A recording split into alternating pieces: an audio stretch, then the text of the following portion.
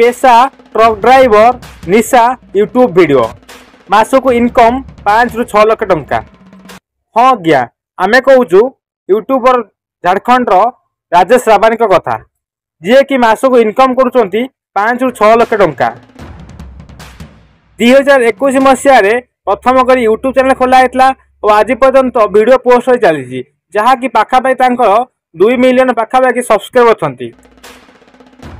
Rajesh truck driver थिला बेले खाया बनाती और से खाया वीडियो को घर को पुओ मान पठाती और पुओ मैंने से वीडियो को यूट्यूब रे पोस्ट करते जहाँकि भल व्यू आसाला एवं पुओ मैंने बापा को कहते वीडियो आउ अधिक कर पकाइबाई।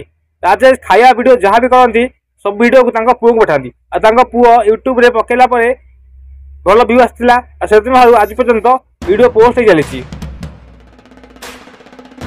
राजेश यूट्यूब रु मासक 4 ରୁ 5 लाख टंका होता बेले एबे राजेश यूट्यूब रु 5 ରୁ 6 कोटी टंका इनकम कर एवं राजेश 1 कोटी टंकार आलिशान कोटा सहित निजर एक ट्रक अच्छी।